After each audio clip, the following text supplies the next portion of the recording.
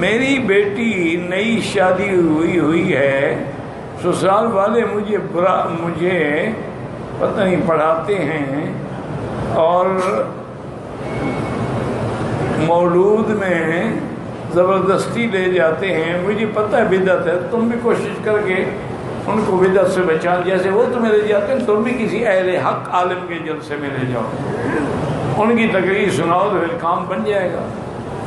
ان سے کہو دیکھو تم مجھے لے جاتے ہو، میں تمہارا عزیز ہوں، مجبور ہوں، تم بھی چلو نا۔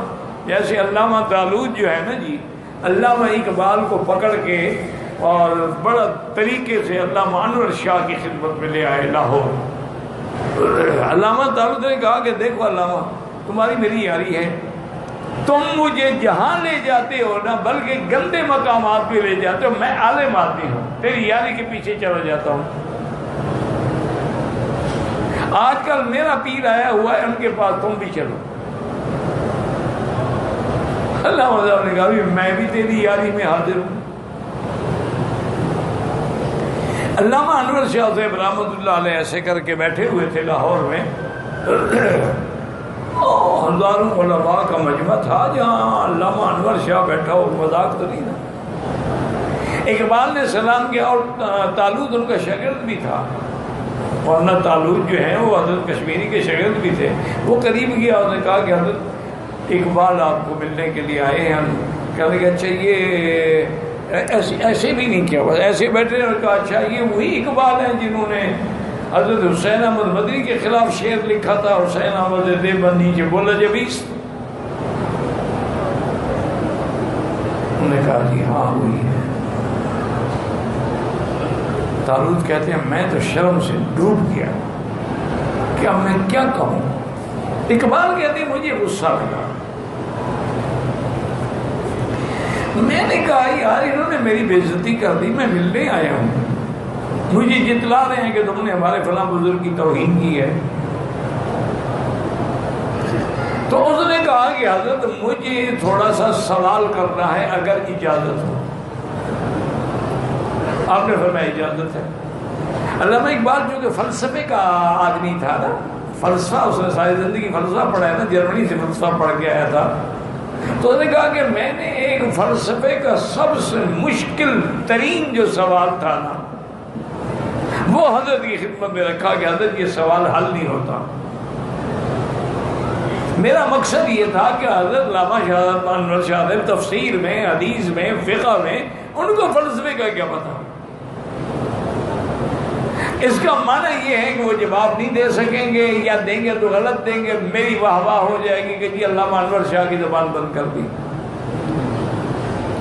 کہتے ہیں مجھے دیکھا، مسکرائے اور فرمایا اقبال صاحب تمہیں تو سوال لکھنا بھی نہیں آیا، جواب مٹی سمجھو گے، یہ فلاں کتاب میں فلاں جگہ پر یہ سوال لکھا ہوا ہے،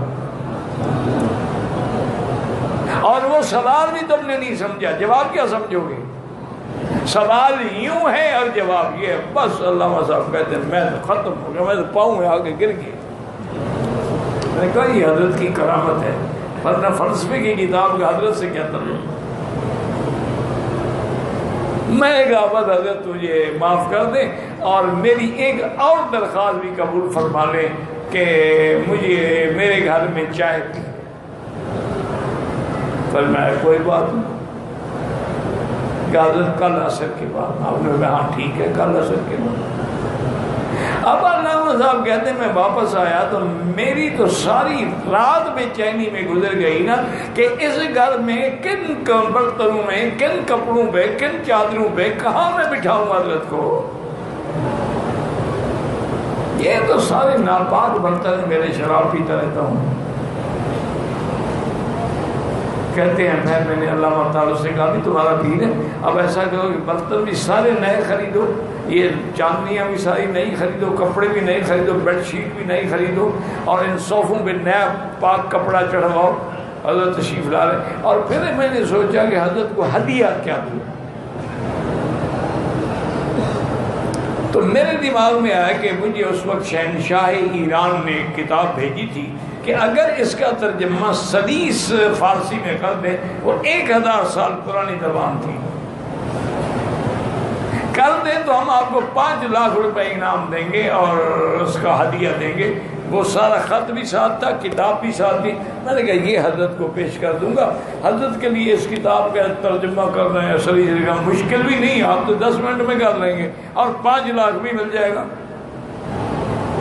میں تو قلندر آدمی، میرے پاس کہاں سے پیسے آ گئے؟ کہتے ہیں حضرت اپنے وعدے میں تشریف لائے، چائے نوش فرمائی۔ میں نے وہ کتاب کے بارے میں عرض کیا کہ جی ایسی ایک کتاب ہے اور بادشاہ نے بھیجی ہے اور اس کا 5 لاکھ روپے انہوں نے انعام بھی رکھا، معاوضہ بھی رکھا ہے۔ اور میں کہ ہاں آج سے 30 سال پہلے یہ کتاب میں نے فلاں کتب خانے میں دیکھی تھی، اس کا پہلا باب یہ ہے، دوسرا یہ ہے، تیسرا یہ ہے، چوتھا یہ ہے۔ میں ہلکا بکا منہ کھول کے بیٹھے، پورا بند ہی نہ ہو میرا منہ۔ اور اس کے بعد کہنے لگے علامہ اقبال، جب سے ہم نے اپنے بادشاہ کی حدیث پڑھانی شروع کی ہے نا، تیرے ان بادشاہوں کی کتابوں پہ میں لعنت بھیجتا ہوں۔ ان کے ترجمے بھی خود کرتے پھرو اور پیسے بھی خود لیتے رہو، جتنی دیر میں اس کا ترجمہ کرو سرکار کی حدیث نہ پڑھاؤ۔ کیا کہہ رہے ہو؟ اس دن کے بعد علامہ صاحب کی اصلاح ہو گئی۔ اب ان کو جو بھی مشکل پیش آتی وہ علامہ صاحب کو لکھتے۔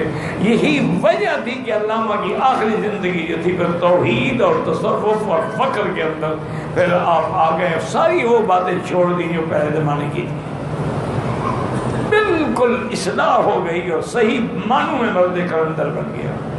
اللہ اس کی قبر پہ رحمتیں فرمائے، حضرت علامہ انور شاہ صاحب کی قبروں پہ بھی کروڑوں رحمتیں فرمائے۔